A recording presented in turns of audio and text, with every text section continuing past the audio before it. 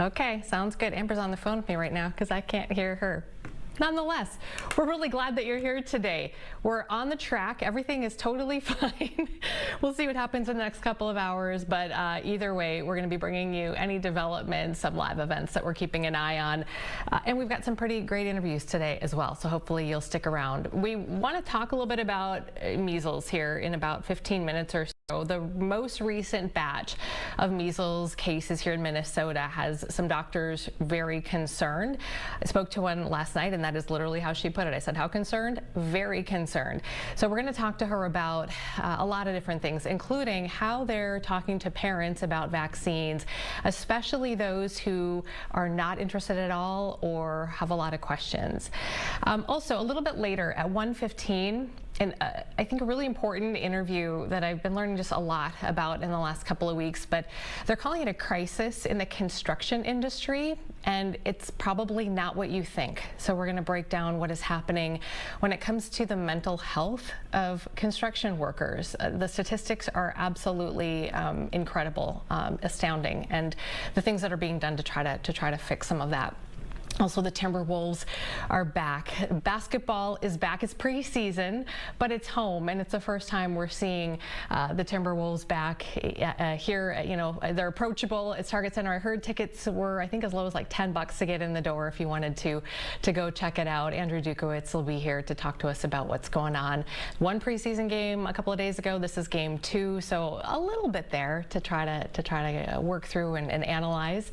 And then Lauren Andrago is. She has like the best job today. She's at Taste of the Wild, so she's going to give us a preview of some of those foods if you make it out to what was formerly known as the X, now Grand Casino Arena. If you make it there for a Wild game, some of the delicious food that you'll be able to sample. And then a little bit later, 1:45, small Minnesota high school, Central Minnesota, needs your help to win a national contest. They are down to, I think, the final 25, and the prize is incredible. They could get a complete field makeover, like Friday Night Lights kind of a makeover for their field in Royalton. So we'll let you know how you can help out. All of that coming up here in the next couple of hours. So we hope that you'll be here with us, even if I can't hear anything. And how are we doing on that AFB?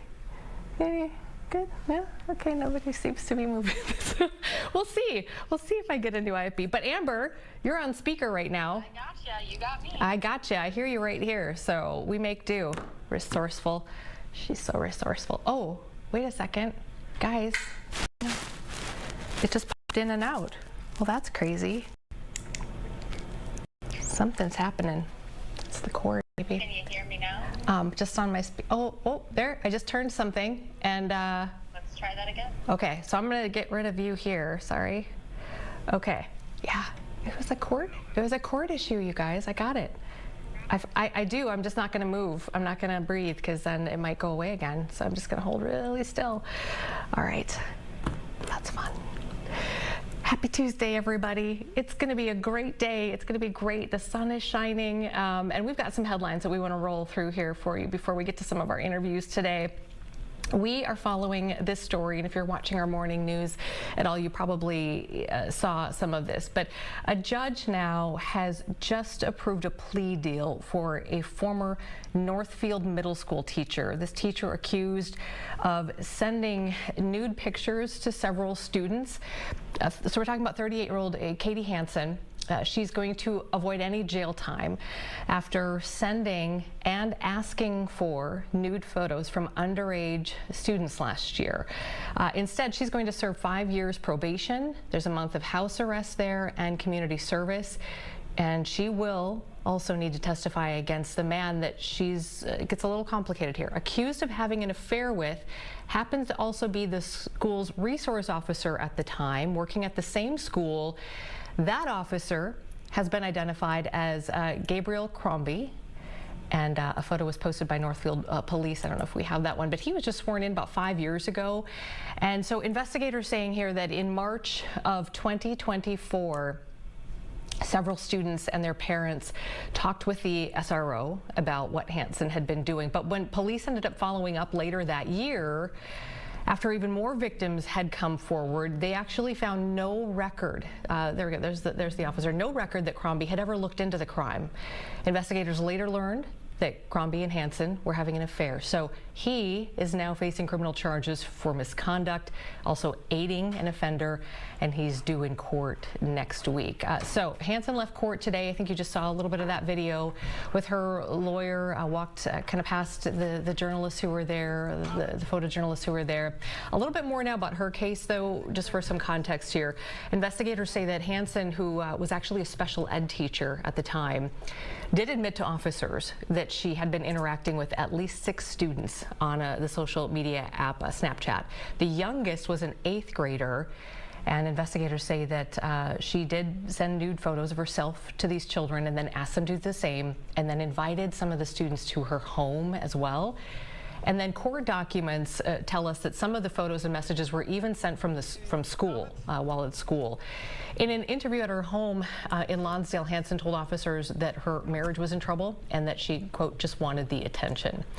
So that brings us to now again this morning, several victims in court today, families, and then after the plea hearing, one of them spoke off camera with a member of our team, sharing her frustrations and how she feels that these victims' families, she says, have been left out of the conversation. So here's what she had to say. This plea agreement was made without any victim families being made aware, being asked if we agreed to this. It's just frustrating because these are juvenile victims, and it doesn't seem like anybody seems to care or is handling this case with their best interest in mind. We were also frustrated that Miss Hansen stated some false accusations about the children today, that they were the ones who initiated this, and for that to be even, I mean, it's laughable at this point. So we're just very frustrated. We're glad to know that we will be able to write victim impact statements to present to the judge with some facts and some screenshots that we have that prove otherwise about things that were said today. And we will be here in February to make oral victim impact statements as well. What do you think of the resource officer covered for her? And yes, and I don't know a whole lot about that. I don't want to speak on stuff that I just know secondhand information on, but I don't believe her stating in court today that she didn't talk to him about this is a factual statement. I can't imagine that he would be going to court for his own felony if they had not spoken about this. So he's got his next court hearing next week. We're going to try to be here for that as well.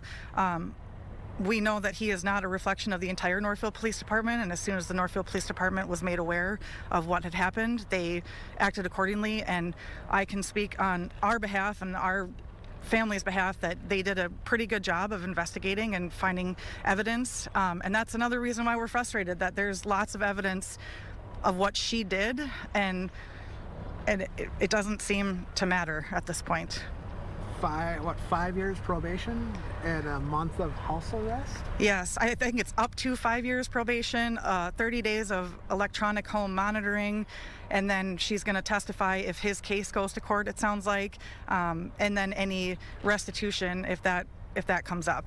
It just seems, it just seems unfathomable that not only was she a teacher, but these are minor children. They are children who are impressionable, and something like this affects them for the rest of their lives. And I don't understand how my family and the other victim's family seems to be the only people that realize that. I don't know why we're even having this conversation. All right, so definitely a story we'll continue to follow, especially as the officer will have his time in court as well. Also, one more court-related story today that we are following for you this afternoon. The Minneapolis man accused of shooting his neighbor after threatening them for months. There's a review hearing for that suspect by the name of John Sawchuk, who has been found incompetent for trial by at least one doctor.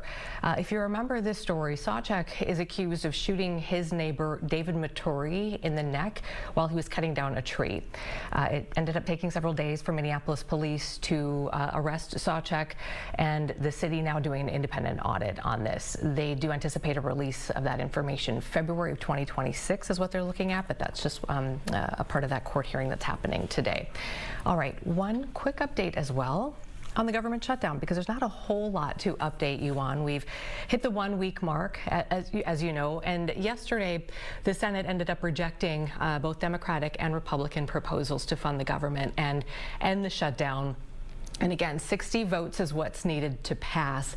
The Democrats' proposal failed 45-55, and then the Republicans' bill failed 52-42. So again, you need that 60. Discussions ongoing today, and then we are also just kind of waiting to see how much longer we go before this ends up triggering even more federal employee layoffs. One thing I did notice that I put in there is we're watching this. It's a second day of flight delays in some areas because of staffing shortages. Here's why. As of yesterday, air traffic controllers have been working without pay, so some have called out. And this is apparently stressing some airports: Denver, Phoenix, Burbank, California, Newark, New Jersey. And if this drags on, the FAA says that they could actually issue what's called a staffing trigger, and that would reduce air traffic because of safety concerns. So just keeping an eye on that here today, as each day the stakes get a little bit higher. Okay, one more before we take a quick break and we talk to our pediatrician about the most recent batch of measles cases here in Minnesota. But this is one, Amber, I don't know if you have a second to jump on here, but this is one you flagged this morning, and you and I were both kind of really, it was so interesting because you don't hear about this kind of thing very often. This is in Iowa. Yeah, so I actually was reading about this through the Iowa Secretary of State's website here. Several counties, I should say, city administrators, school administrators missed filing candidates' paperwork with the state. And so those candidates will not be on the ballot for the upcoming city school election. So I made a little map here to kind of show the areas that are impacted. About 7 counties, a number of cities and school districts here. Again, the names of the candidates, the paperwork of the candidates not submitted on time, so they will not be on the ballot. The states. Oh, yeah. I was just going to say, the candidates, didn't they, so just to clarify, because it gets very confusing, right? The candidates did submit, it looks like, on time, but the designated filer did not? The designated filers did not. So basically the candidates have to get in all of their required paperwork to the filers, the, different, administrator type people that are then supposed to submit that paperwork on behalf of the candidates to get those names on the ballots. And that last part did not happen. Wow. Not the candidate's fault. And not in one county, because you could go, well, there's this person that didn't do it. Yep. 7 different counties. 7 different counties. At least, they're saying. Yeah. At least, yeah. So you can still vote for these candidates, but you need to know who they are, and you're going to need to write them in. So these candidates really, Amy, are going to have to kind of shift gears on their campaign and make sure that they are informing voters of this becoming a write-in campaign for them and not a standard, see their name on the list and just fill in that bubble. So voters will have to write them in if they want to elect these people. Again, the candidates didn't really do anything wrong here. 34 of them just left off the ballot in these races here for 34, at least 7 counties, 6 cities, 3 school districts, and yeah, they'll have to be written in now. And then I was just reading some notes here that the Secretary of State says that moving forward, it doesn't look like there's anything they can do to fix this, but moving forward, they're going to continue to work with the county auditors, the filing officers, and make sure that everybody is trained on those legal requirements. So. And you had said also too, I believe KCCI, I was reading a bit of their coverage, nothing changed this year. There was no deadline change, nothing out of the norm. It just kind of seems like drop the ball, honestly. Wow, that's really interesting. Okay, well, thanks for bringing that one up too, as we cover regional news as well. We'll take a break and come back. Are we going to check the weather on the way? Yeah, let's do a quick check of the weather. Let's do that. And when we come back, we have our local pediatrician, Dr. Jessica Larson, who's going to be joining us to talk about the concern. Very concerned is what she said about this latest measles, this batch of measles here in Minnesota. So stay with us. All Day Live continues after the weather and this quick break.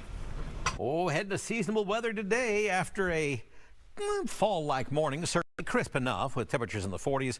With that blue sky and that sunshine, we're heading on up to highs today up into the 60s, which is where we should be, certainly for mid-October. Plenty of sunshine. High today, 64 degrees, exactly where we should be for, well, early October still. It's just the 7th, right? Yeah, it is the 7th. 64 degrees, pleasant sunshine, seasonable and bright, but a dry front, a cool front moving through the area will lower our dew points as we go on into the better part of our day today and cause some issues as we go on in. These are our overnight lows.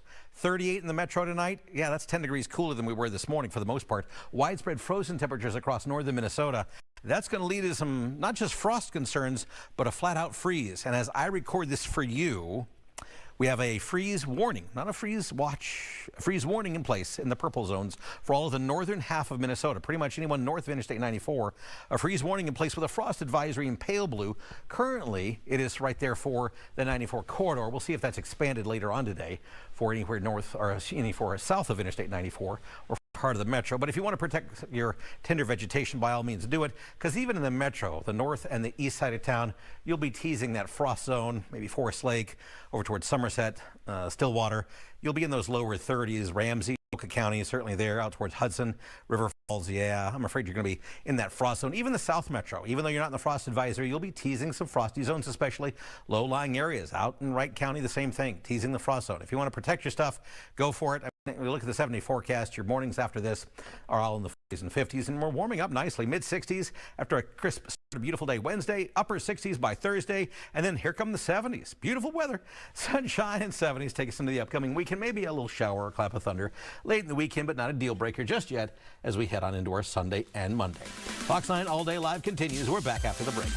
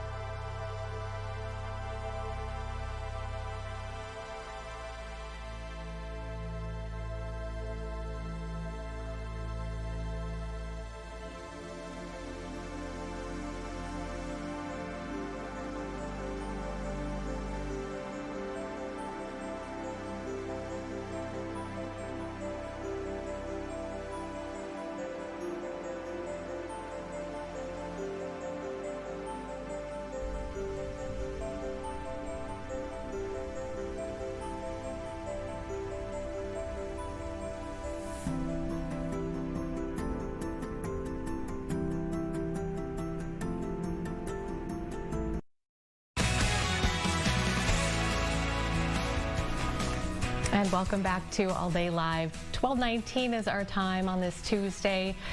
Doctors have some pretty serious concerns over measles cases as we enter these winter months. It's happening nationwide. Since October started, here in Minnesota, we've seen 10 new cases, and that brings the total so far this year to 18. Now, those last 10 were confirmed in the Twin Cities metro. They were all tied to either domestic or international travel, and those people were not vaccinated.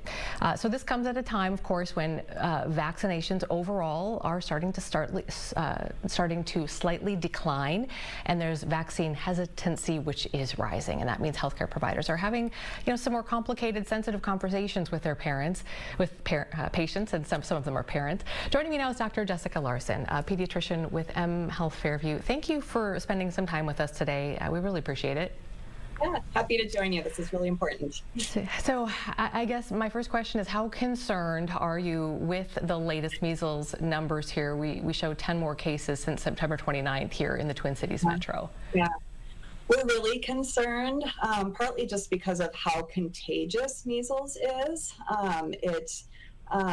It can stay in the air for up to 2 hours after somebody with measles has been in a room, and it's got about a 90% attack rate, meaning if you have someone who is susceptible, meaning not immune, 90% of those non-immune people will get measles if they're exposed. So Okay. it's really contagious and very easy to spread. Okay, and then remind us, some of the symptoms, because I feel like this time of year, everything feels like a cold, everything could look like the flu. What are we looking at specifically for measles?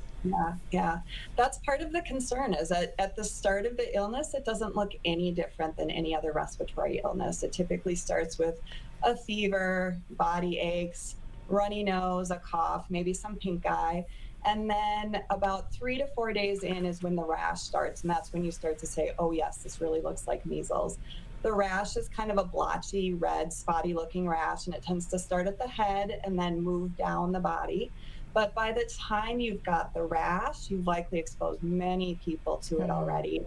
And so that's why it's so serious. And so for anybody that's not immune and coming in with those symptoms, new recommendations are going to be to test those people, just because we are so concerned. Yeah, and if your child does have these rashes, I mean, do you want the parent to bring them in right away? Should they just call and try to figure out a good way to handle it? Yep.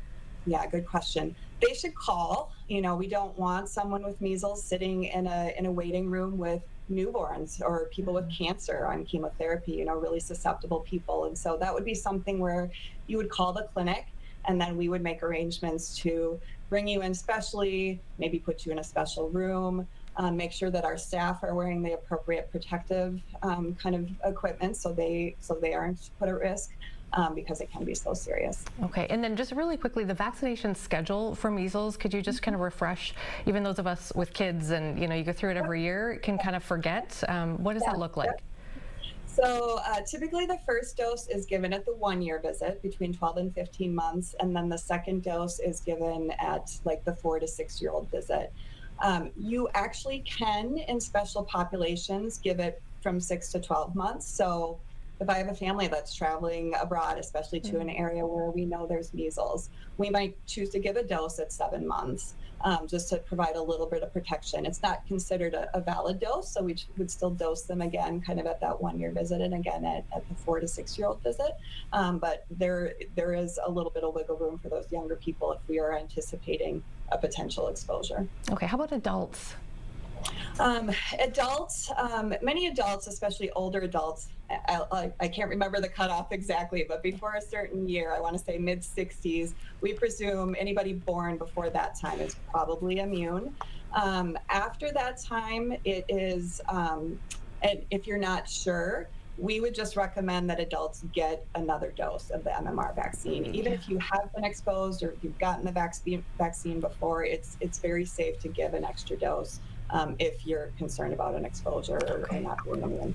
Thank you. When you're talking with patients, primarily parents obviously, about vaccines, and you sense or they tell you they're a no or they're a maybe, how do you handle each of those scenarios?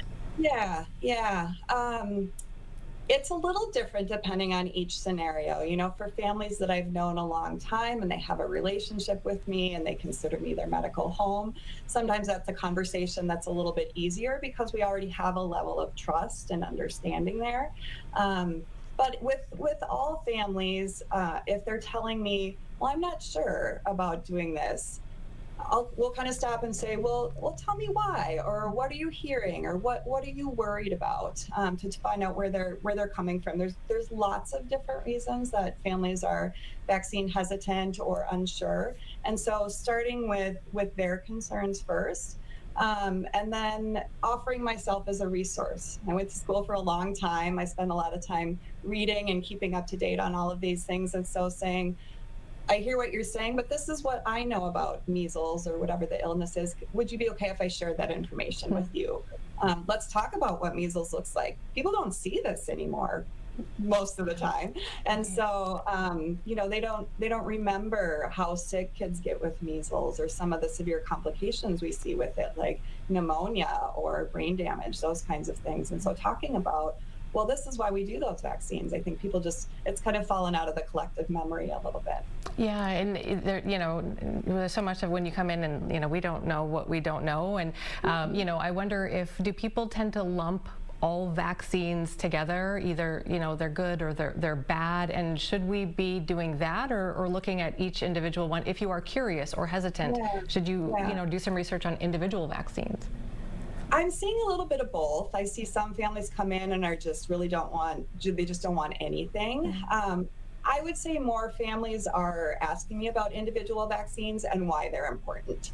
And so I am going through each of them individually. And honestly, I always have with families talked about why we do this one and why we do that one. But I'm getting more questions from families about vaccines individually, which is great. I mean, families should know what these diseases are and why we need to prevent them and why they're so important to vaccinate against. Yeah, and you mentioned so many different reasons for hesitancy or refusal. I mean, religious, cultural, past experience, individual rights. We've all seen that kind of play out even since COVID, right?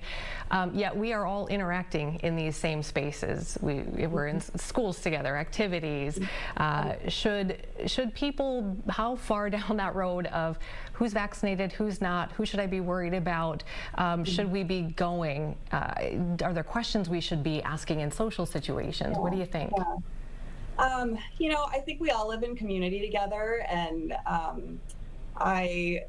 we have to think about our own health and the health of our children, but I think we also need to think about, everybody's child was an infant at some point, and so you can't get that vaccine until you're 1. And so one of the ways we protect infants is by vaccinating everyone else in the population that can be vaccinated. We need a 95% vaccination rate against measles in order to effectively prevent spreads in our community. So a really high rate of uptake. And so part of living in community is taking care of each other. And so I do think it's important to think about those others in our community that are at risk. To your first question, I think we all have so much information coming at us now. Some of it's good, some of it's kind of good, some of it's not so good. And I think it's really hard for families to filter through all of that and figure out, okay, is this a reliable source? Is this even true? And so having that relationship in your medical home where you can come to your doctor and say, well, I read this online. I wasn't sure about this. Does this seem right or does this not seem right? And then I can say, well, that's partly true, or no, that's not true at all, or yeah, that is true, but this is why the risks and benefits weigh out. And so again, having that conversation, I think is really important. What resource would you suggest? I mean, to your point, it's social media. It's everywhere. All this stuff is everywhere. Where do doctors go to get their information? Where would you suggest the patients go as well? Well, I would always put a plug in. The American Academy of Pediatrics has a website for parents, and it's called healthychildren.org. And that's actually a great place to go with any kind of parenting question that you have. They've got information about development and behavior and illnesses, in addition to resources on vaccines. Everything on their page is vetted and reviewed by pediatricians, and so it's going to be accurate, it's going to be evidence-based. And so that's a great place to start, and that's usually the first place that I have people go. Our Department of Health in Minnesota has a really great webpage as well about different infectious diseases and vaccines, and so that's another nice resource. Immunize.org is also a really reliable resource. Okay.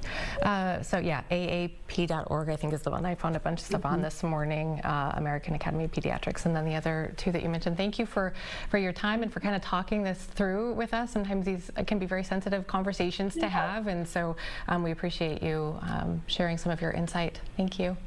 Yeah, happy to help. Thank you. Have a great day. All right, take care. Thanks, Dr. Larson. All right, let's see. We'll take a break here, and I think we're gonna take a little spin. Are we going to Highland next? Okay, the chairlift. Ooh, the chairlift. This is gonna be really great. We're gonna give you a little peaceful moment here as we go to break, and then we'll be right back with more All Day Live, and we're gonna take you out on a little food tour in St. Paul. We'll be right back after this.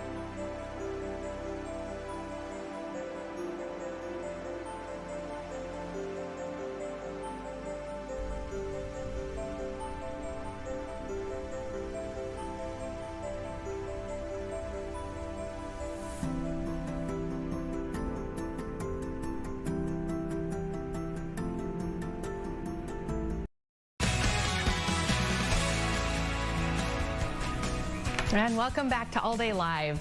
Thanks for being with us today. The sports season, the fall sports season, the fall-winter sports season is starting to arrive. Now that it's feeling more like fall, we can kind of get into it.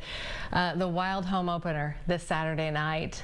Not at the X, oh no, it's at the Grand Casino Arena, new season, and that means a new menu of food and drinks, and who else but our Lauren Drago is there to check it all out and do her due diligence at the table. Lauren, Taste of the Wild, bring it to us. I know. It really is the best assignment. Hello, I am in the newly minted Grand Casino Arena. I was a little panicked because there isn't any ice that I can see, but rest assured, it's underneath that flooring. There is 3/8 inch of ice right under that flooring, so it'll be ready for our home opener 4 days away. I actually learned they only drain the ice once a season. I'm standing inside one of the suites. It's Suite 25, which is newly renovated for the Wild's 25th season. Can you believe that? They've been playing hockey here in downtown St. Paul for 25 years, and there's all sorts of new stuff to be excited about, whether you're a suite ticket buyer, or if you're just sitting in the stands with some awesome snacks. Matt Rawson is the executive chef with the Minnesota Wild. You've been here for 8 years, executive chef for 2. There's so much to be excited about, especially if you are a fan of the State Fair, because folks will recognize a lot of menu items. I think we just have to start with the big news, Amy. You do not have to wait until next August to eat deep fried ranch, because it is right here. And Matt, this is the exact same product that you get at the fair. This is the exact same product you get at the fair, yeah. We brokered a deal with Kaufhold's curds, same people that make our hand-breaded cheese curds. They make the deep-fried ranch, and we got the ability to sell it here this year, so you don't have to wait until next year's State Fair. You can just come get it here at stand 117. I think we're both in agreement that this is going to be a hot item this year. A lot of folks are going to be excited about it. And a lot of other returners for State Fair fans. Let's talk about the tater kegs. Have you had these before? I have. I don't know if I've had this kind. So this is Whoa. bacon, cheddar, scallion inside of there. They're absolutely delicious. We serve it with seasoned sour cream. And that's like a very Minnesotan thing. Yeah, it is a seasoned sour cream. Yeah, it's delicious. Just a little bit spicy. It's just the perfect amount of spice in the seasoned sour cream, yeah. Speaking of Minnesota classics, we got to talk about the boat. Tell me about this. So this is our sushi pontoon, and I think it's just the best prop ever to bring out. Yeah. So inside of it, we have our new St. Paul pierogi concept that's up on club level. 3 different versions of pierogi, depending on how crazy you want to get with it, kind of like the OG, we're calling it, the fully loaded, and the kielbasa nova. With grilled kielbasa sausage on it. So, and then downstairs, kind of main level, we've got the cheese brat. Yeah, on a with pretzel bun. Beer cheese, pretzel bun, bacon, scallion. It's absolutely delicious. Wow. We've got our hand-battered Prano pups. Back to the State Fair theme, we partnered with O'Gara's, and we have their hand pie, shepherd's pie, hand pie, Yeah, that's a good one. served with gravy. That's also at 117. Brand new cookie dough flavors. Okay, I took a bite of these guys because I honestly just couldn't help myself. This tastes exactly like a Thin Mint. Girl Scouts don't come we were for going us. for that, but we weren't, not exactly Girl Not Scout. exactly. Yeah, right, It's just a cookie dough. really like it. A completely edible cookie dough, and that one is scotcheroo. Yeah, scotcheroo, your classic potluck. And it tastes exactly like you would expect it to taste. It's phenomenal, but in cookie dough form. And then finally on this table, I asked Matt, are these crumble cookies? And he said, these are our own in-house. And you're kind of replicating the concept of these larger-than-life, super rich. It's a great concept, and we were silly not to just try and do something similar. So there are 4.5-ounce cookies that we do on the dessert cart, red velvet, lemon meringue, carrot cake, chocolate paradise. It's got toppings on it. They're absolutely phenomenal. This is only available on the sweet level. On the sweet level, which is where a lot of those decadent desserts are. Something interesting that Matt brought up to me earlier, you guys are not raising any concession prices this year. Can you tell me a little bit about that? Well, I think that we get a lot of feedback, and we take the feedback seriously. Whether it's a food or parking or whatever it is, and we always trying to make changes because the guest is what matters, their opinion matters. So we basically kept prices the same this year. So everybody will see, you're not going to walk in and see, okay, a hot dog's $4 more. It's not going to happen this year. So, and maybe not next year. I don't know yet. All right. Well, we'll just have to wait and see. Finally, Matt, I'm going to put you on the spot because, as we said earlier, this is the newly minted Grand Casino Arena. No longer the XL Energy Center. No longer the X. What are we calling it? I call it the GCA. The GCA. Yeah, I call it the GCA. That's what we call it in meetings and on BEOs. And yeah, we just dubbed it the GCA. It seems like it's stuck for us. So Yeah. we'll So- see what everybody else thinks. Yeah, let's see. We didn't know. Was it going to be the Grand? Was it going to be the GCA? Was it going to be the Grand is cool, right? The Grand is cool. We'll just have to see what We'll happens. see what happens. Matt, thank you so much for your time. pleasure, Can't man. wait Thank to you. dig into this. As you said, Amy, we are just 4 days away from the home opener here in downtown St. Paul against the Blue Jays. I am told there is ice on the rink and plenty of food for you to come enjoy here and while you're watching the Minnesota Wild. You know, those prices staying the same is so appreciated by so many people. It's, huge. Yeah. Yeah, it's huge. All right. Thanks, Lauren. Really Yeah, appreciate it. you got ticket prices, you got parking, you want to bring a family All of event that. here. So, a Yeah. little something for everyone. All right. Thanks. We'll see you soon. All right, so you want to roll through some regional headlines really quick with us here. Let's do this. Oh, Granite City. Granite City, here we come. Of course, that means St. Cloud. If you know, you know. New Autism Health Center is opening up in St. Cloud, and there is a grand opening tonight. It's Caravel Autism Health. It's a new children's clinic. They say that it's a bright space, lots of colors, sensory-friendly spaces where they have therapists who are working one-on-one with the kids. Ribbon cutting this afternoon at 4 o'clock, so that is something new that's happening in St. Cloud. Something new that's coming to Rochester at some point here, a new sports complex. Might get a new partner. So the Rochester Post-Bulletin is sharing this story that Rochester Community and Technical College may be helping with some expansion plans to this project. So it's a $65 million project. There's 2 phases. The first phase is outdoor, 8 baseball/softball fields, a couple of rectangular fields, 12 pickleball courts, basketball courts. Residents, though, also have said that they want more indoor rec space. That's possible phase 2 because of cost. And that is where the community college is coming into play. Some of its indoor facilities might be opened up to the public, so keep an eye on that as well. All right, all the way up. We're going all the way up to Bemidji. They have chosen a builder, something that's happening in Bemidji. This is a really big deal there, a new YMCA. And a new builder has been chosen. So Bemidji Pioneer saying that Krause Anderson's going to build that new Y. It's going to be in the rail corridor, Minnesota Avenue, right downtown. 60,000 square feet. Indoor track, aquatic center, fitness center, weight room, of course, child care center, all of that good stuff. Construction's set to begin in the spring, and then they think it'll be finished by fall of 2027. So a couple of really big projects happening in Bemidji and in Rochester. Okay, and then just one more here for you. This was a really big honor. I feel like we maybe heard about this, or there was a contest and they were finalists a few months ago, but Bearhead Lake State Park, this is in Ely. They are being crowned today for having America's best bathroom. It's true. There was even a ceremony this morning at 11 o'clock. State Park bathrooms will now go into the Cintas Bathroom Hall of Fame. This is a real thing, and you're seeing real pictures of this bathroom.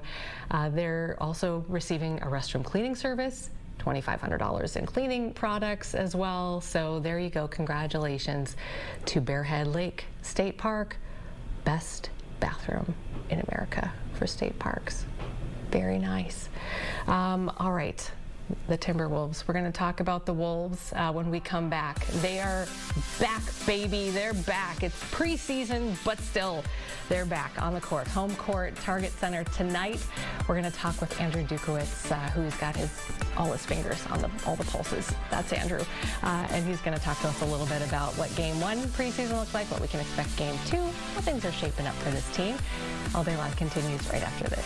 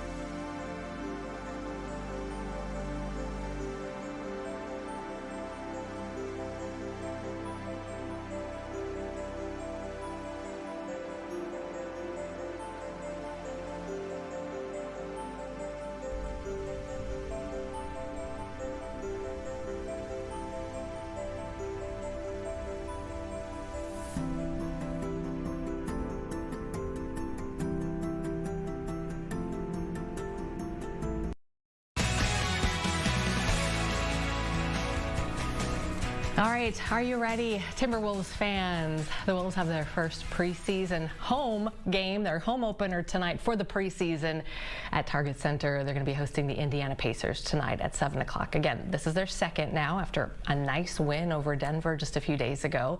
Joining me now is Andrew Dukowitz, covers Wolves and links for Minnesota Zone coverage. Host, can I get this right? Is it the Missing Minnesota podcast series?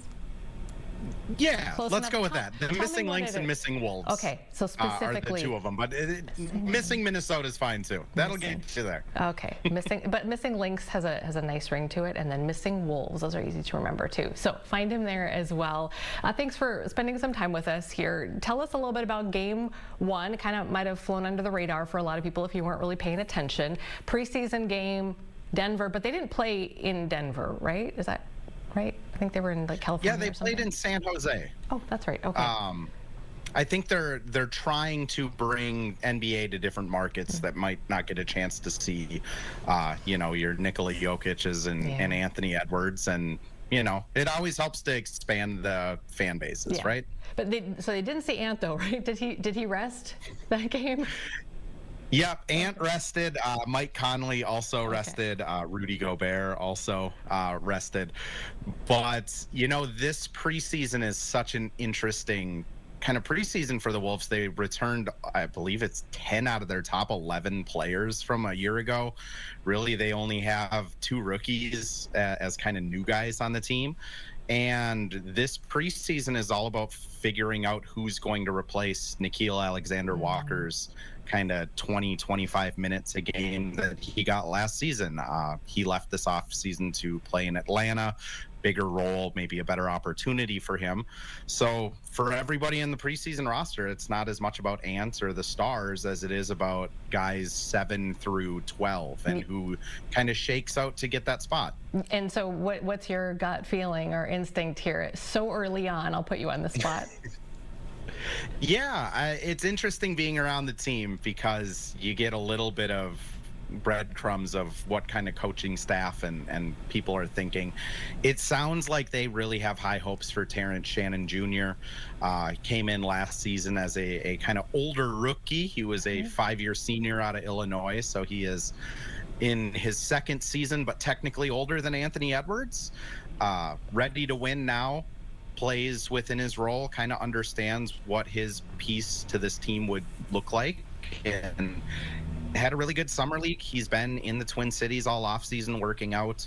I mean, if you want to go further down, Rob Dillingham is also getting a lot of kind of opportunity. In last season as the 8th overall pick, he really didn't get to play a whole lot because the Wolves were trying to figure out their massive season shifting trade 3 days before training camp, and Rob kind of fell to the wayside. So this year they're kind of giving him the keys to the car and saying, head up to Quick Trip and come back and let's see how that goes. And if that goes well, maybe you can go another mile down the road, but they're giving him the opportunity at least. And in preseason, he looked pretty good in his first game, especially when he was playing with kind of starting level players. And when you talk about the core, coming back, I guess tell us a little bit about, it seemed like from the outside looking in that some of the relationships between some of those core players, specifically, if you look at Nas, Jaden McDaniels and Ant, kind of just deepening their relationship. Julius Randle, I believe it was John Krasinski had a great article. I believe he wrote it on Julius kind of just really finding his place here in Minnesota and being really, really happy here with his family. Do you sense that in like body language, energy level? Like what's the vibe with these guys off the court? Yeah, I mean, first on Ant, Jaden, and Nas, I mean, Nas came into the league in 2019. Ant and Jaden the year after him. They've been kind of attached at the hip ever since. Jaden and Nas both live here in the off season, work out together. They're like family. I mean, it truly is that kind of relationship to where, I was talking to Jaden and asked him, like, was there ever a doubt that Nas was coming back? And he just kind of smiled and was like, I said my piece, and like Nas is back. So I think there is like a bond between those two.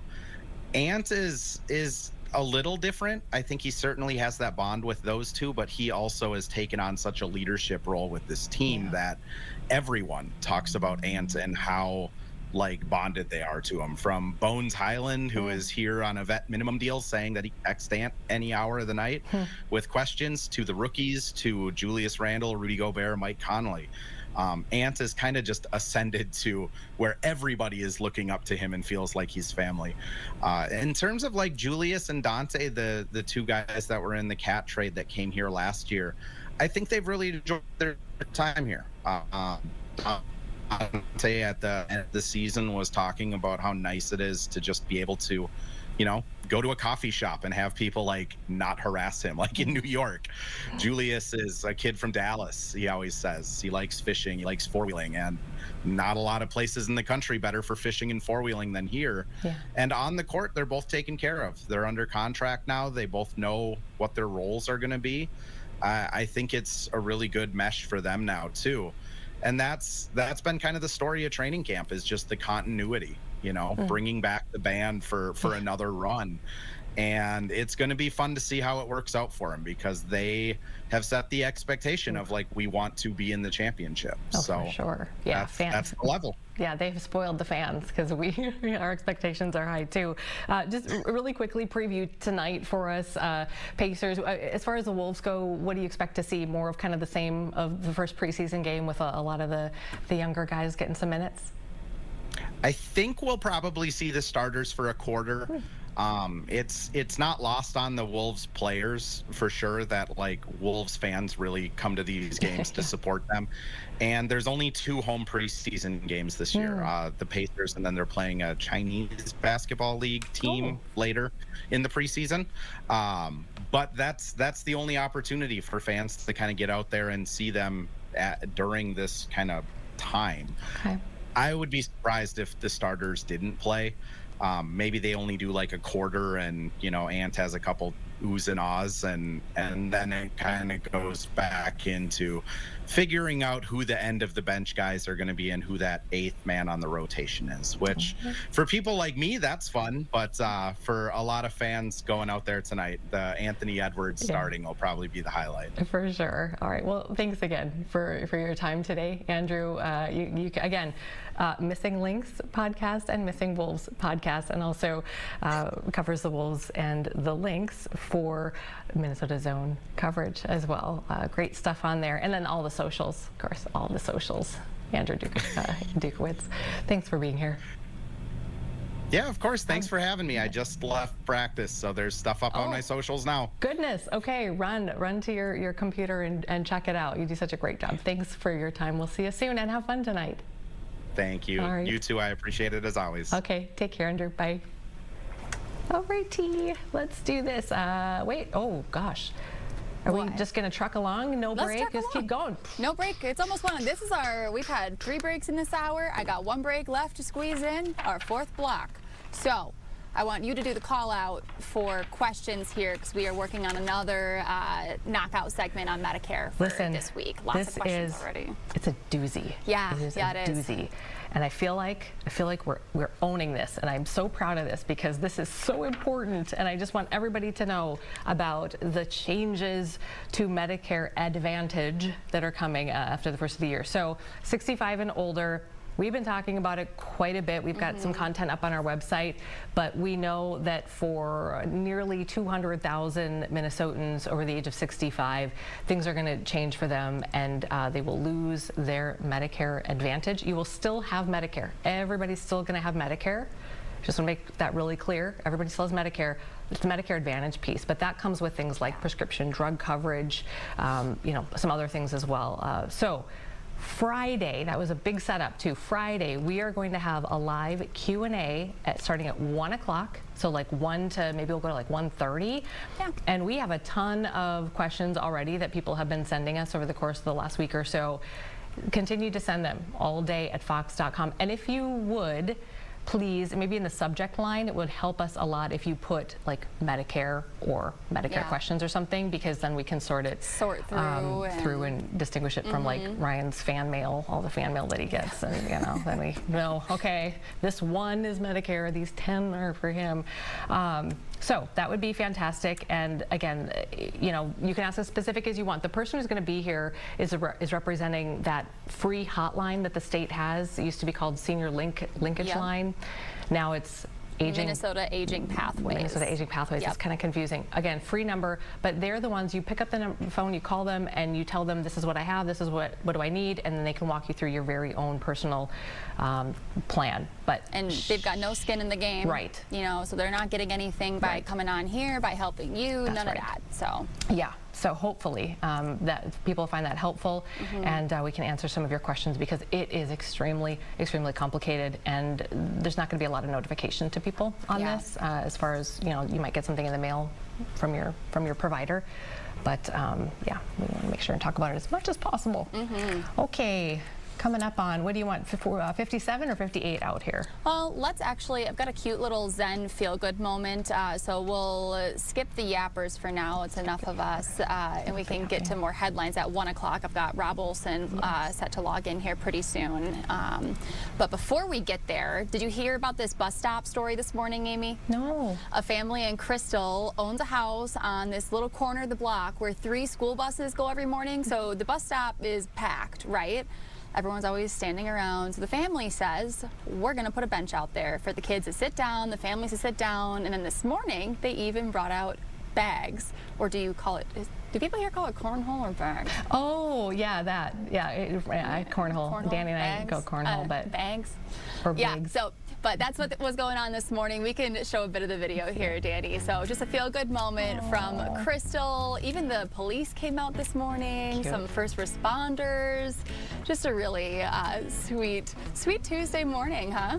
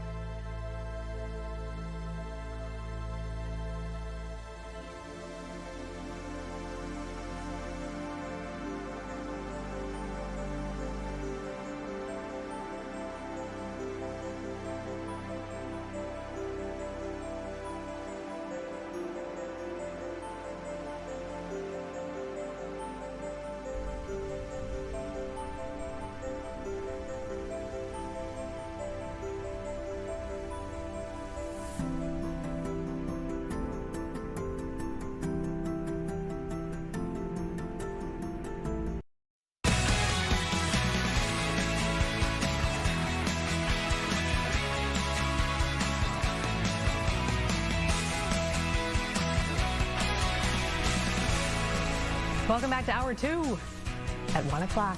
It's Hour 2, almost 1. 3, 2, 1. Boom, now it's 1 o'clock, and we're glad that you're here with us today on this Tuesday, and we'll do what we typically do here at the top of this hour, go over some of the headlines that we are covering today, some of the stories that our reporters are following. There is a pretty interesting discussion on a variety of topics. It's being hosted by the Star Tribune today. They're calling it the first ever North Star Summit, and basically brings together people from different industries, business, political, some cultural leaders from all over the state. One of the topics is the future of the Republican Party in Minnesota. We know that Republicans have not won a statewide race since 2006. It was Tim Pawlenty who won his second term as governor back then. Our Rob Olson is on this one for us today and joins us now. You know, it's interesting. I saw former Governor Pawlenty on CNN a couple of weeks ago, and I thought, he's kind of making the rounds here, and it sounds like he was part of this panel again today. Yeah, and we spoke to him after the panel as well. So this was a session with the former governor, as well as a couple of state lawmakers here, too, about the future of the GOP in Minnesota. And, you know, Governor Pawlenty said this before. He said it again today during this discussion. He said it to us afterwards when we spoke to him, is that he doesn't believe that he, you know, because he was being sort of wooed potentially as a U.S. Senate candidate. And he just isn't sure that he could win not only an election here, but he doesn't think he could win the endorsement of the Minnesota GOP now, that it is entirely different from when he was Minnesota's governor. And I asked him, what's changed? Yeah. You know, have you changed? But it's, you know, he's saying that the party's changed. And he said, I'm not sufficiently MAGA enough. I'm a conservative, you know, and I've got very good conservative credentials. But the party has been so much more the MAGA influence that he doesn't pass that sort of MAGA test. And so that's where he says that things have changed, and for the future of the party in Minnesota, a different sort of way of thinking has got to sort of evolve here. That's really interesting. And then was there any talk about sort of up-and-comers who people are excited about in the current, you know, GOP sphere? Well, they didn't really talk about any up-and-comers. They talked more about, again, the way of thinking here. And, you know, what Governor Pawlenty was saying is that, you know, MAGA is a brand that has been successful nationwide and certainly in other states, but not in Minnesota. The President Trump lost election for president 3 times in Minnesota. Of course, this is a you know, typically a blue state, although it's kind of a purple state. I mean, it's a close divide, but always ultimately statewide races tend to go Democrat, certainly in recent history, as you mentioned.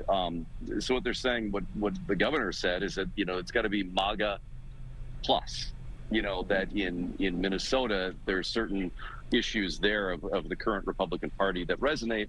But obviously, if you want to win a majority of statewide votes, it can't just be that. It's got to be other things as well, that the party's got to sort of define itself differently in the state of Minnesota in terms of issues to have success in the future.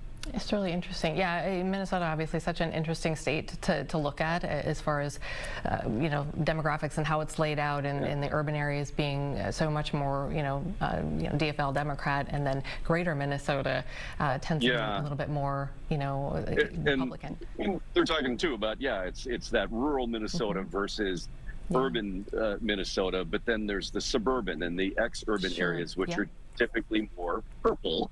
And that those are the areas that become sort of the undecideds or the swing voters, or the, you know, the people that don't vote just ticket, you know, blue or red on a ballot, that split their ticket or split their ballots, and that there's issues there that that you need to really address.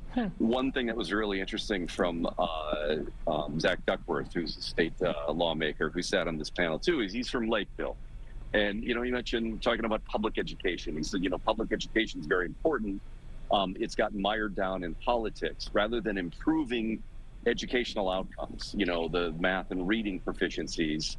It's become bogged down in recent years about very specific political issues within the public schools rather than the overall educational achievement itself. And he said for the future, especially in Minnesota, that the GOP needs to get really pay attention to that, not necessarily get back to that, but but remember that that's the greater educational structure and outcomes here are the overriding important thing, and not to get bogged down in just certain political hot button issues in education. That's one example that they said. All right. Well, thanks for that. I appreciate it. And then you'll kind of summarize a lot of this tonight later on for us.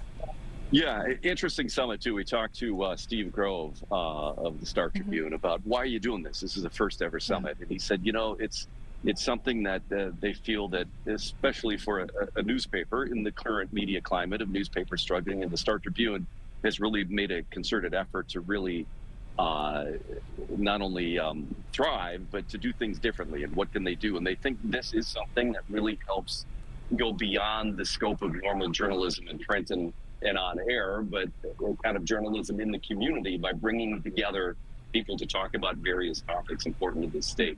The really interesting one will be later today, too, at 4 o'clock, when Governor Tim Walz and Illinois Governor J.D. Pritzker will speak about the state of state politics versus federal politics, and that balancing act and that divide in this current political climate. Wow, really, really interesting stuff. All right.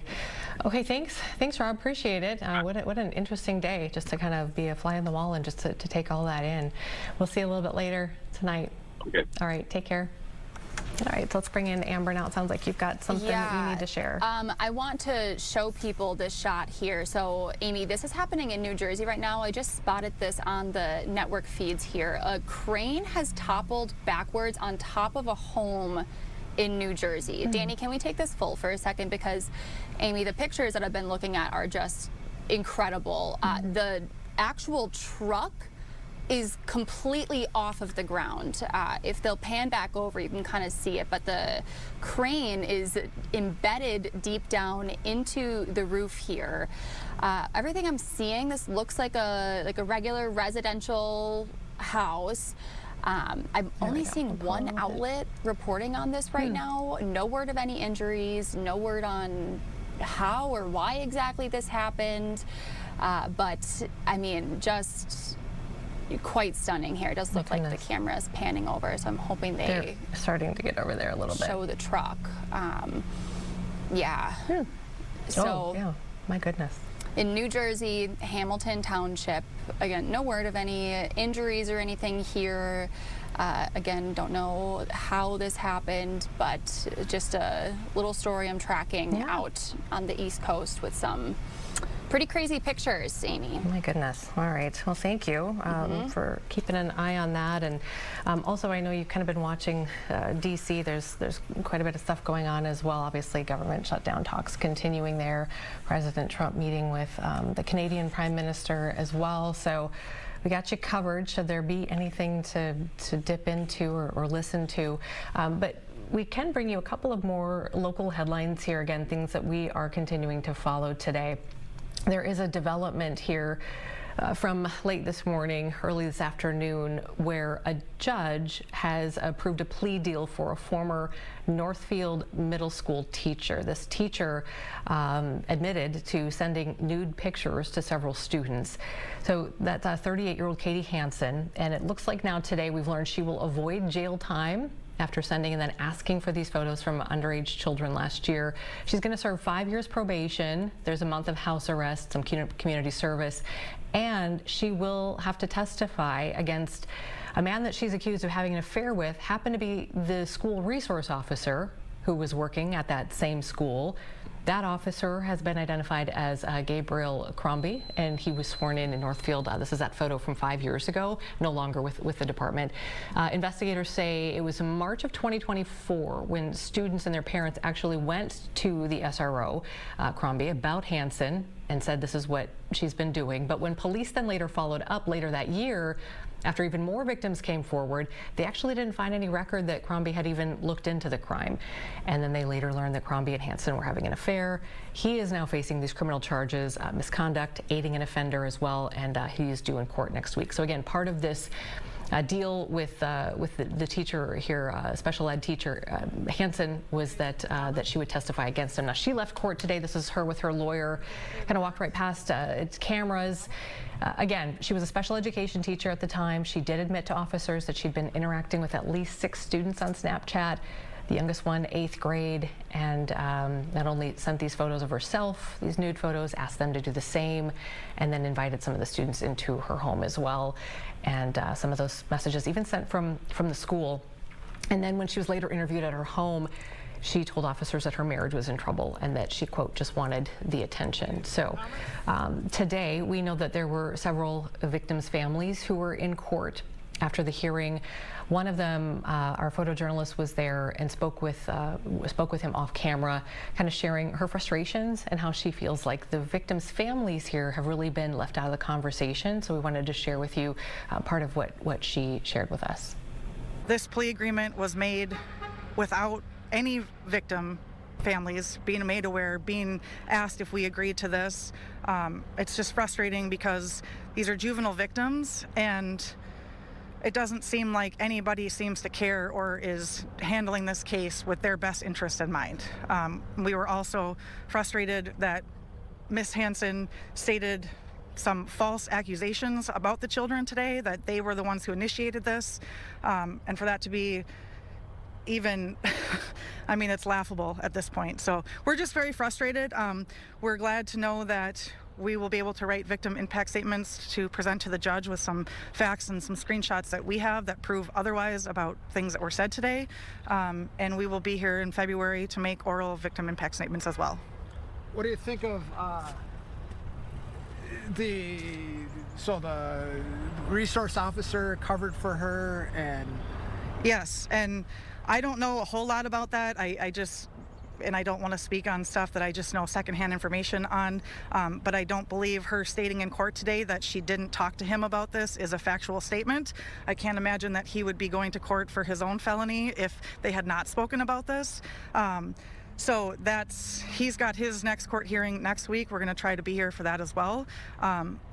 We know that he is not a reflection of the entire Northfield Police Department, and as soon as the Northfield Police Department was made aware of what had happened, they acted accordingly. And I can speak on our behalf and our family's behalf that they did a pretty good job of investigating and finding evidence. And that's another reason why we're frustrated, that there's lots of evidence of what she did, and it doesn't seem to matter at this point.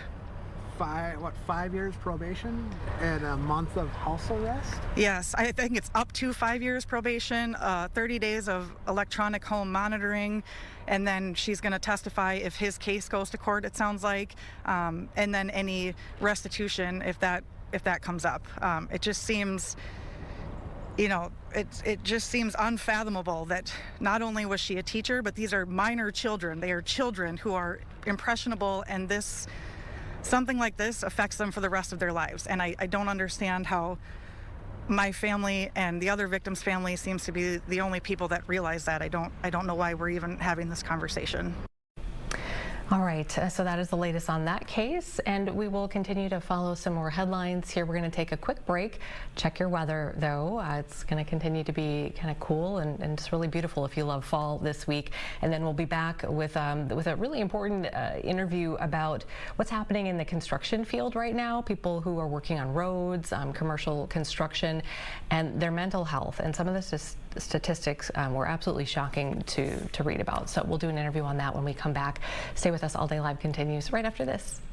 Oh, heading to seasonable weather today after a fall-like morning, certainly crisp enough with temperatures in the 40s.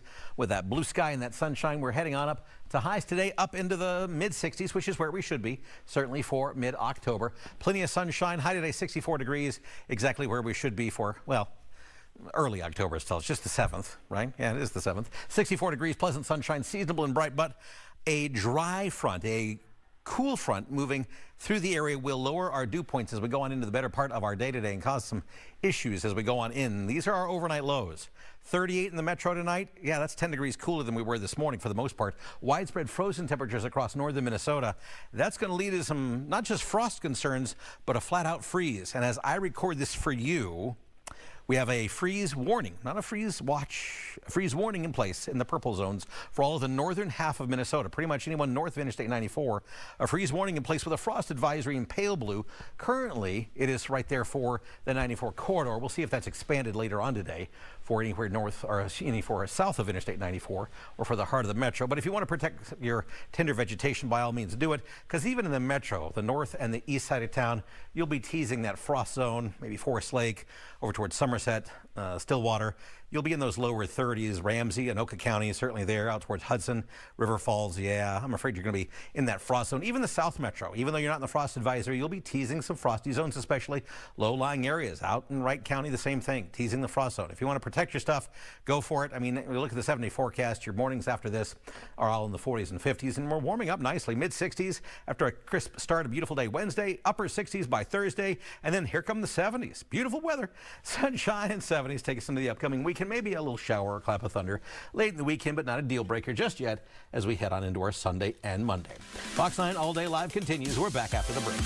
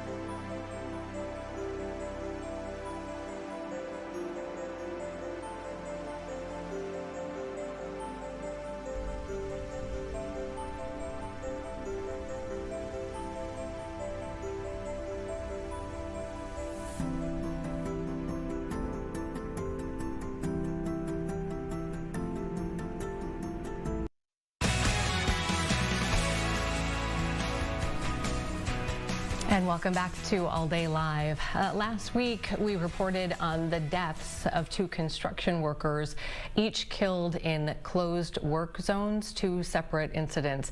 Those 2 are still under investigation. We don't have any more details there. But while we were reading about things like injuries and deaths on construction sites, we came across a different but related concern. In fact, my next guest calls it a crisis in construction. Tim Workey is CEO of Associated General Contractors, the state's oldest construction trade association. Thanks for your time, Tim. Yeah, I'm happy to be with you this afternoon, Amy. Thank you. So when you first told me that there's a mental health crisis in the construction industry, I wasn't quite sure what to think. This is not something I'd really heard much of before, and we hear that word crisis a lot. And then you shared with me 2 of really some of the most sobering statistics I'd heard in a very long time. Can you share those with our viewers? Yeah, exactly. And it is a crisis. We're not overstating this at all. If you are in the construction industry, there is 4 times the rate of suicide than any other peer industry in the economy. So any other industry out there, retail, agriculture, manufacturing, those types of industries, construction has 4 times higher suicide rates than those any other peer industry. And second, being an inherently risk-oriented discipline, construction has 5 times the rate of being killed or dying by suicide than you do in a job site accident working in the construction industry. So both very concerning statistics. And so you've been sort of, you and others have been on a mission to kind of raise the awareness to around mental health concerns to the level that you know we have in the past historically, and now raised physical concerns on the job site. So how do you sort of, it feels like almost a complete change in culture around mental health in your industry. So where do you even start? Yeah, exactly. That's where we want to start, is to change the culture around construction and around how we view mental health. In construction years ago, we decided that physical safety was going to be paramount, and we decided to invest in physical safety to keep people safe and to give them that opportunity, like everyone else, to return home safely to their family. As we look at suicide, we now tend to view mental health issues through the lens of the individual, and the individual needs to take care of themselves. And we simply push them to the sideline and give them resources and say, take care of yourself, and then come back to us when you're better. And what we want to do is to turn the culture around, bring everyone to the table, and put mental health on the same plane as we have valued physical health, and get us to that same spot. I want to kind of break this down into a couple of different sections here. First, starting with the worker, his or herself. What are some of the biggest challenges facing workers that are either contributing to you know, the mental health challenges, or you know, I mean, do they get paid time off to go see doctors, that kind of thing? What does that look like for the worker?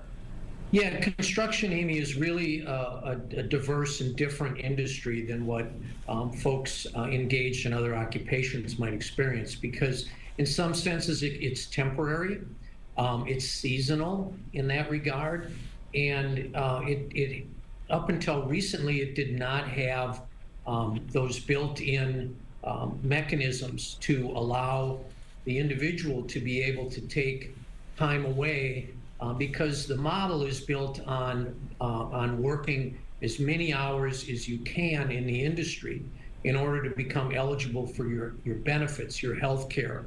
And then if you had to take time away to tend to family business or medical issues, it was lost time hours that the individual was exposed to. But that all changed 2 years ago when the legislature enacted earned sick and safe time and some other safety net programs that are now coming and being onboarded into the construction industry. And those are the kind of things that are beneficial in the industry in providing opportunities for people to step away and take time away to gather themselves or to seek out resources that they need to be more mentally fit.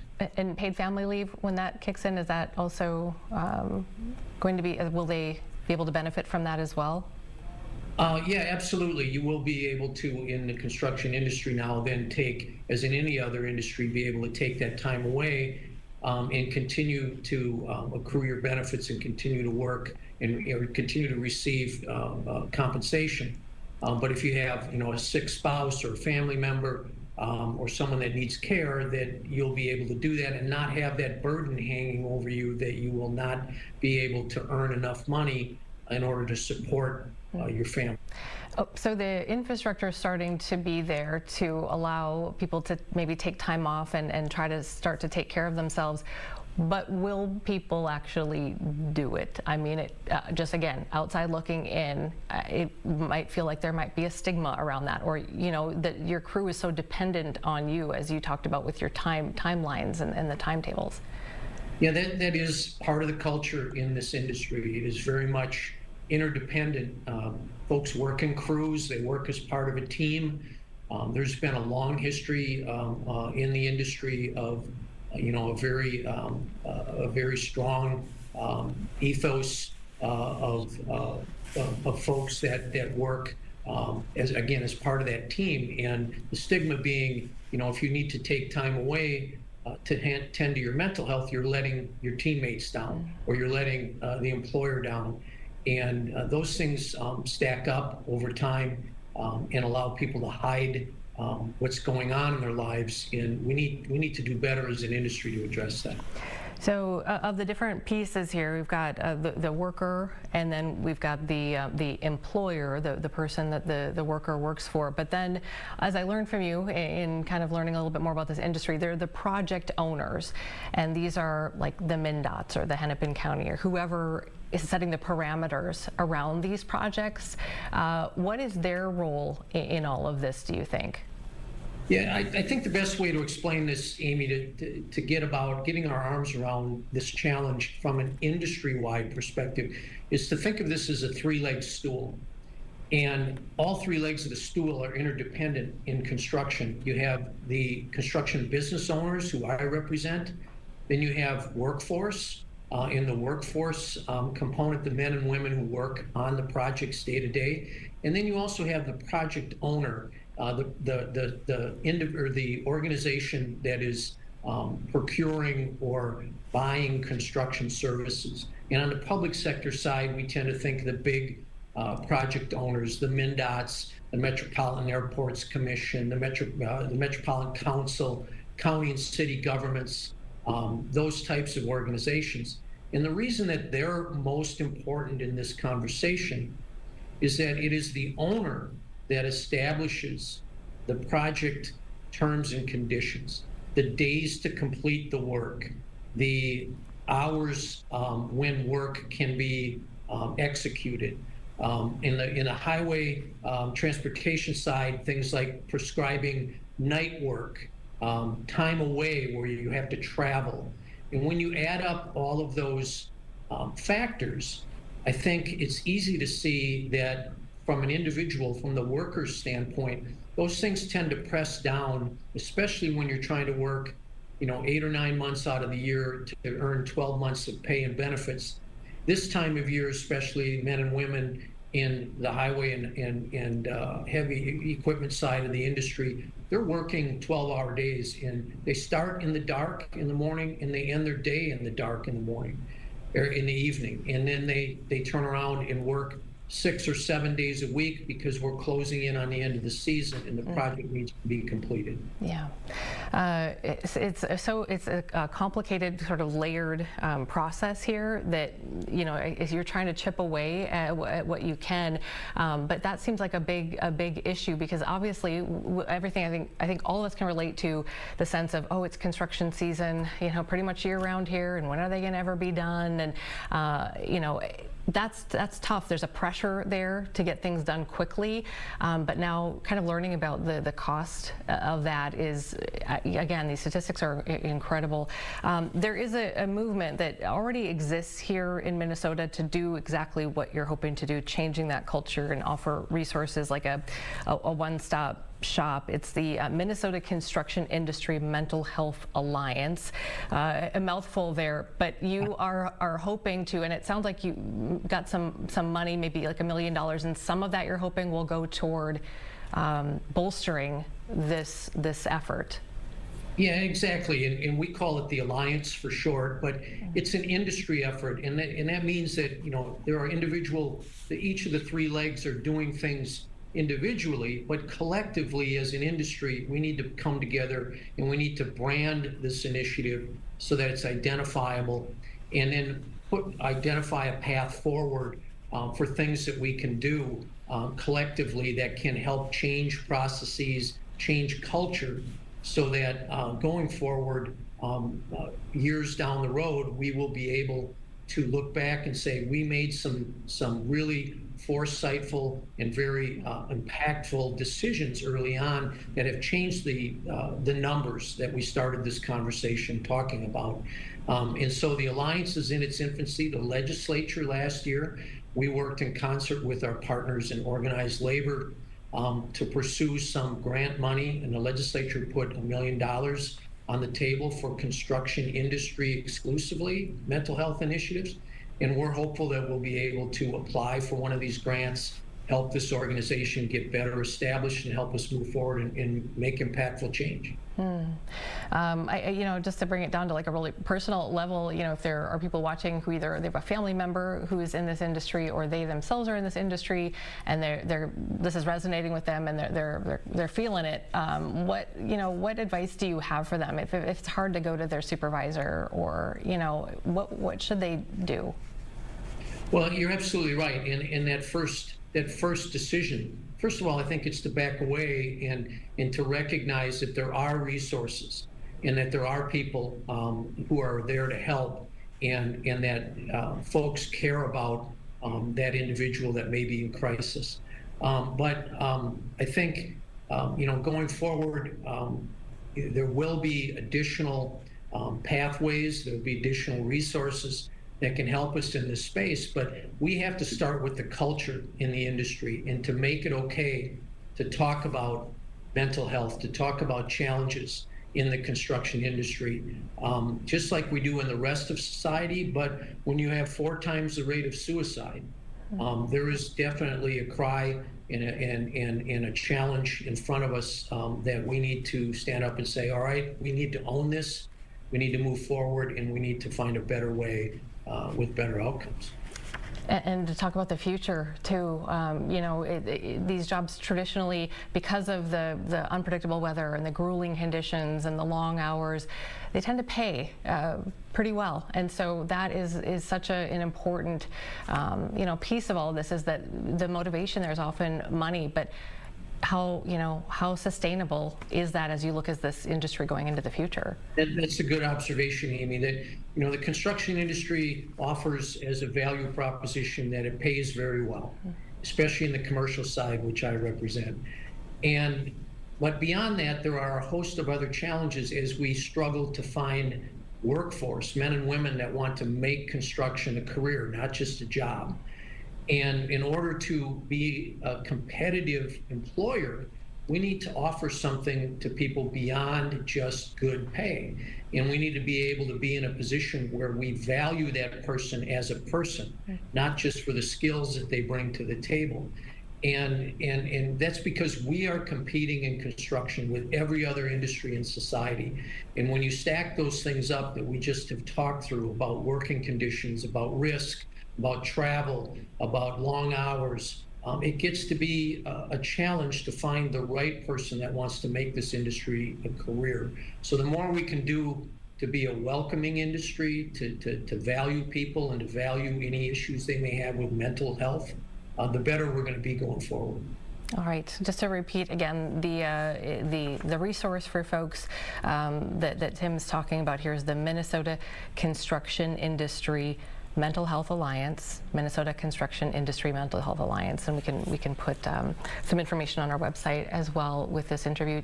Thanks for your time today, Tim. We'll continue to follow this and see how things go this year with any money that you've received, and how hopefully you're able to find some solutions and make some headway here. Thanks for having me, Amy. You bet. All right, take care.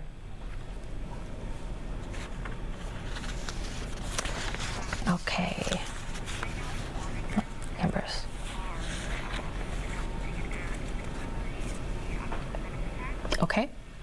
Okay, so Amber's letting me know that we're going to dip into an event in Washington, D.C. right now. I believe they're commemorating the October 7th attacks, so the 2-year anniversary. So let's listen in. Congressman and very dear friend, not just of the Jewish people in the fight against anti-Semitism, but of Steny and me and so many here in Washington, Ted Deutsch.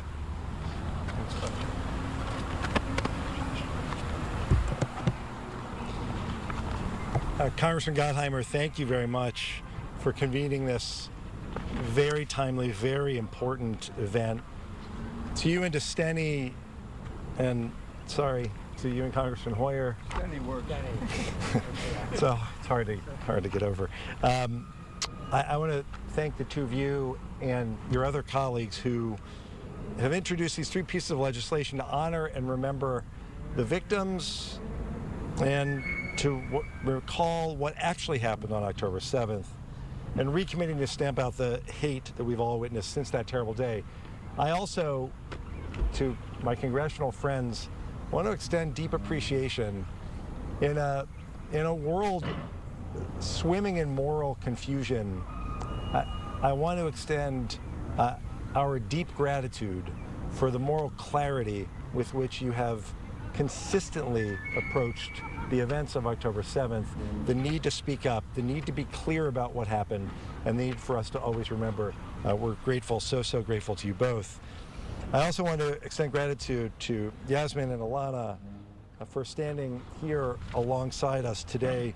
Words really can't express the depth of sorrow that we feel as we mark 2 years. 2 years, we've been going day after day. It's 100 days, 500 days. We're now at the point where we are measuring the number of days that there are 48 hostages now by years.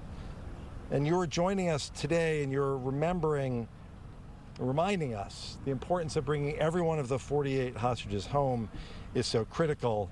We recall the 1,200 men, women, and children, including 46 Americans and citizens of more than 40 countries who were slaughtered that day, and the countless peace activists working for coexistence who were included among those killed. On that day, Hamas used sexual assault as a weapon of war. They took over 250 hostages, including Alana, into their terror tunnels. Now, on the second anniversary of these attacks, we remember the lives that were cut short and those indelibly altered by what happened on that day. The brutality of that day was not just an assault against Israel. It was an assault against humanity itself. And since October 7th, we've also seen relentless attacks against Israel's very right to exist. We've seen a terrifying surge in anti-Semitism. And in this upside-down world that we live in, Hamas is so often praised while its hostage-taking atrocities and war crimes are ignored. Today is a reminder that we need to reset the truth. Words matter and leadership matters. And when public figures slander Israel or normalize calls for violence, chants of globalize the Intifada, when there is open praise for Hamas, then they help to create the conditions for violence from Washington to Boulder to Manchester. Leaders have to do more than avoid hateful rhetoric. They have to condemn it unequivocally. That's why I'm proud to be standing here with these members of Congress who understand the life or death consequences that come with the words that we choose, whether in a press conference or on social media. So as we mark this solemn anniversary, we also recommit ourselves to the tireless efforts to bring every one of the 48 remaining hostages home. Over the past week, that goal feels that it has come even closer as we sit at the precipice of a potentially historic moment in the Middle East that will bring the hostages home and that will end the war. President Trump's peace plan has the backing of Arab and Muslim majority countries from the UAE and Saudi Arabia, Turkey and Qatar, Egypt, Jordan, Pakistan, Indonesia, allies like UK and France in Europe, and of course Israel too has agreed. You've heard already, I'll say it again, Israel didn't start this war. They didn't choose this. They cannot unilaterally lay down their arms. Those who truly support an end to this war need to pressure Hamas to accept this plan. They need to exert maximum pressure on Hamas so that the hostages can come home and the war can finally end. In honor of those who were lost, those who remain in captivity, and those who have returned, the global Jewish community stands proudly and boldly together with you. We stand with Israel over Hamas, with democracy over terrorism, and we stand for life over death. Together we envision a brighter and more peaceful future for all, for Israel and for the Palestinians, for the region and for the world. And together, if we can pressure Hamas to accept this deal and the hostages can come home and the war can end, we can build that secure, peaceful future for everyone. Thanks.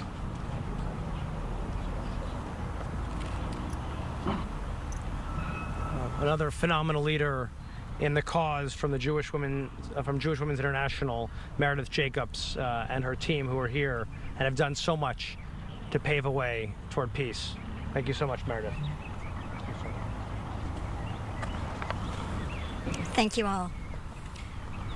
I remember October 2022. I was standing in the White House for the first ever reception for the high holidays. Itzhak Perlman, world-renowned violinist, entered the room and began to play Avinu Malkeinu, a supplication for mercy and forgiveness. I remember how almost spontaneously, with a whisper, and then growing in volume and strength, our voices added to the violin, praying Avinu Malkeinu. I remember looking around the room and saying to myself, don't forget this moment.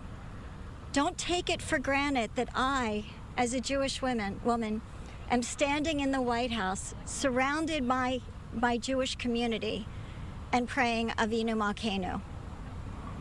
But here's the thing. I did take it for granted.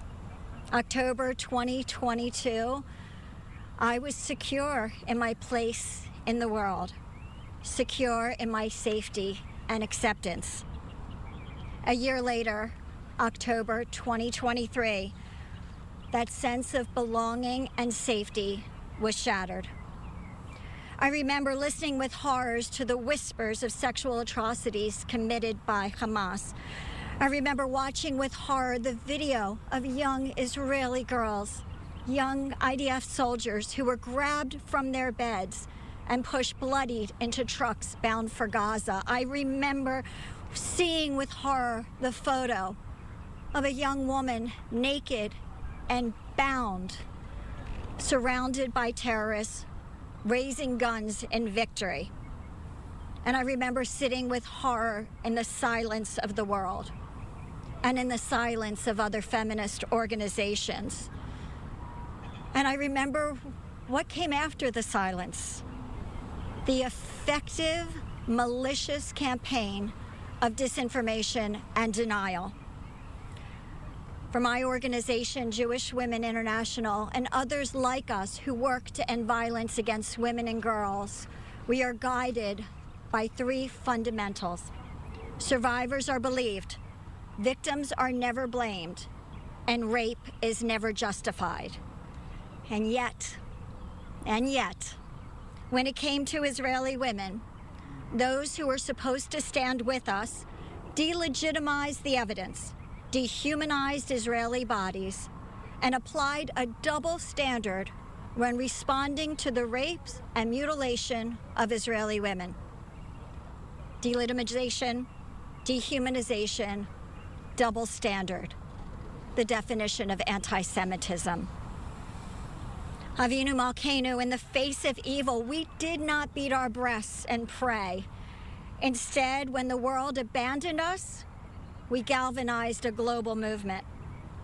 When the world sought to silence survivors and witnesses, we amplified their voices. When the world denied the most documented atrocity in history, we lifted the truth. And when the world was silent. All right, we've been listening to this event to commemorate 2 years now since those October 7th attacks, and this act to commemorate that and the victims and their families. So we are going to take a quick break right now, and we'll be right back on All Day Live with much more to come, including, well, some new news that just came in that Amber just flagged for us, and a reminder about a very special conversation we're going to be having on Friday about Medicare Advantage and how you can get your questions in. Stay with us.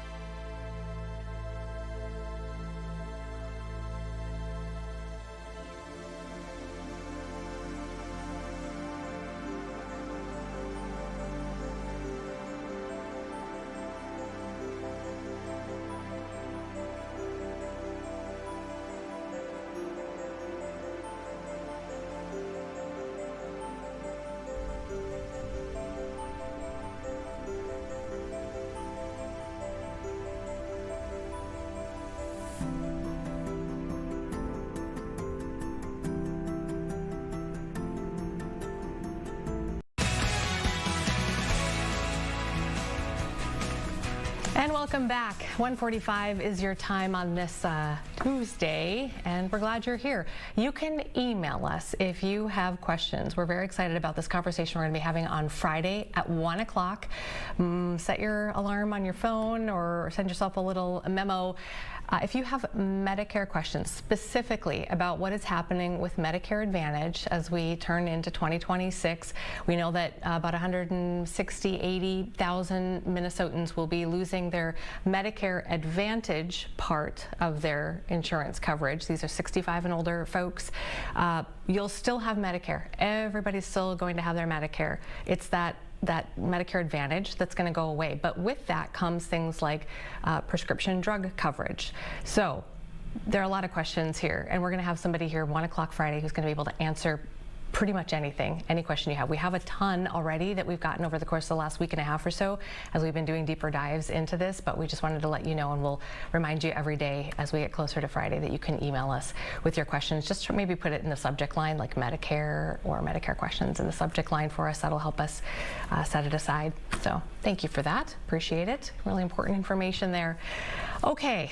This is, it's so funny that we're doing this interview right now because literally in our email, we just got a voicemail from somebody that said, you should do this story in Royalton about the high school football team and this national contest, and they sent it out in the email, and then Amber just replied, they're going to be in all day in just a minute. So we're pretty excited about this. There is this Minnesota school getting maybe, hopefully, a free kind of Friday Night Lights makeover if they get enough support. It's Royalton, and they're one of, I think, 25 national finalists for this contest, which is sponsored by T-Mobile, the only Minnesota school. So let's get going here. Joining me is Caitlin Arnzen, assistant principal, also activities director for Royalton Public Schools. Thanks for being with us today. Yeah, thanks for having us. Okay, this is exciting. So tell me a little bit about how this came to be, who entered it, and what did people kind of think?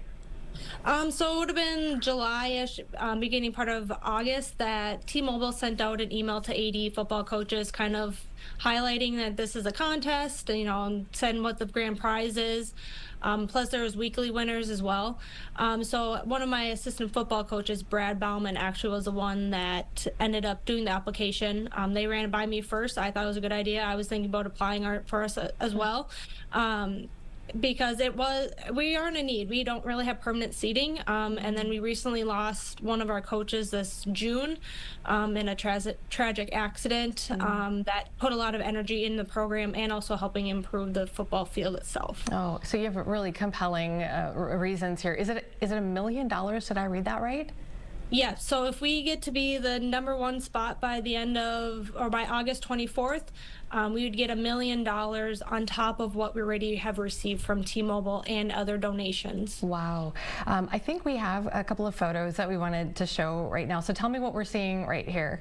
So this actually would have been from our homecoming, which would have been 2 Fridays ago.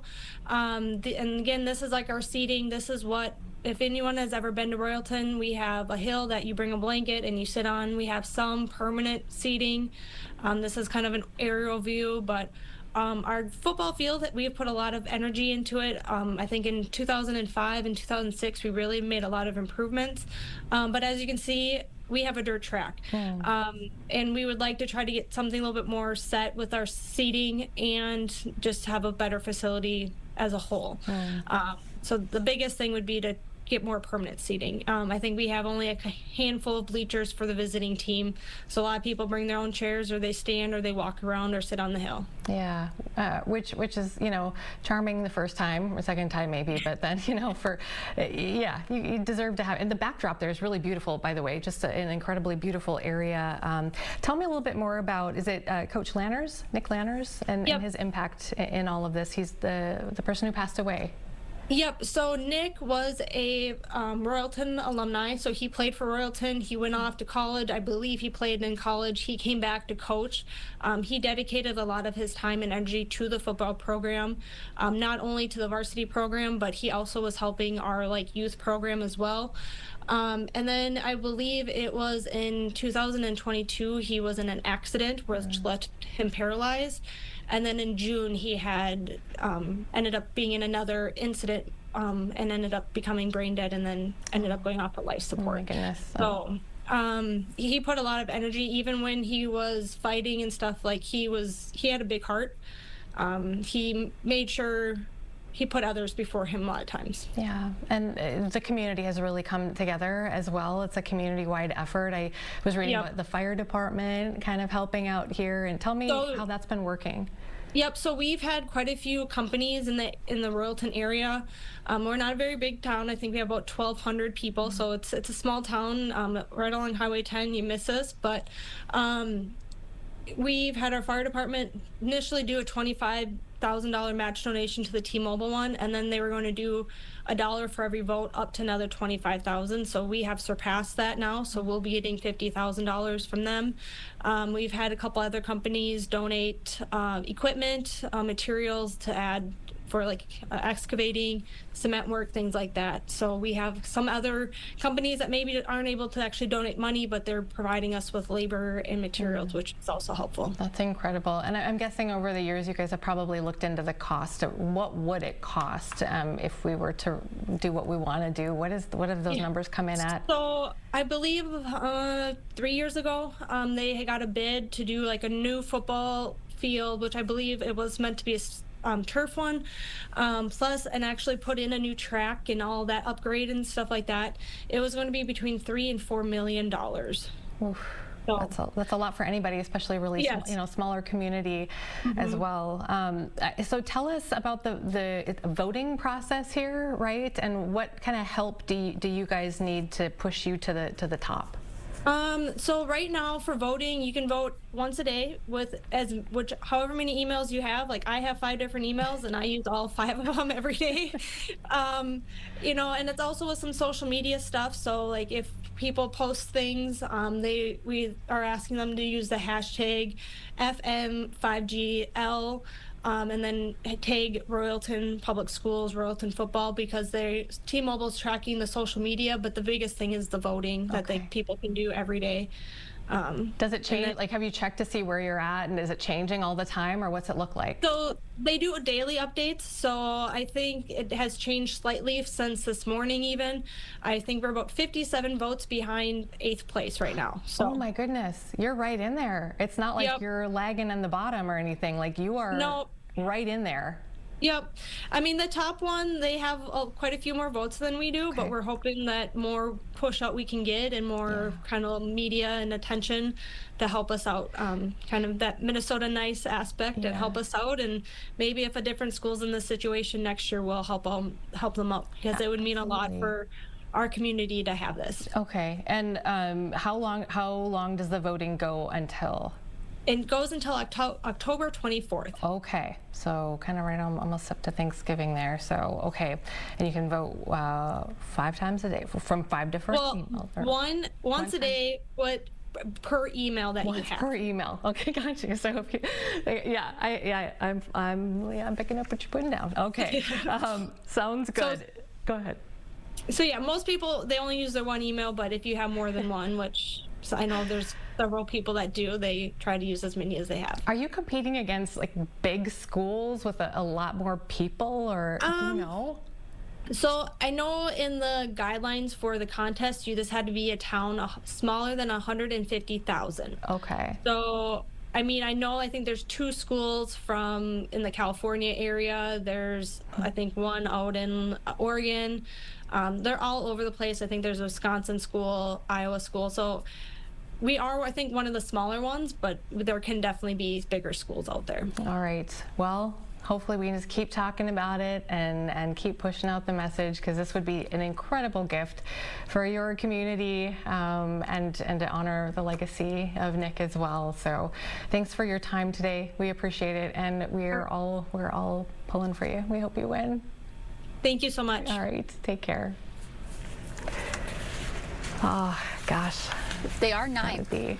Are they 9th I did now? just confirm. Yeah. Yep. So just they're like like 8th place. 60 votes behind the school in 8th, so pretty close, but until the 24th. They got a long ways to go to get to first. So if you wanna get them there, go vote. That's right. That's right. Oh my goodness, we're coming up on 2. I didn't even. Yeah. We gotta wrap it up here. Amy, can I close out the show with that little special moment of zen, if you will, that I was telling you about? Oh yes. Honor flight down to DC yesterday. Returned home to MSP last night. Big welcome party.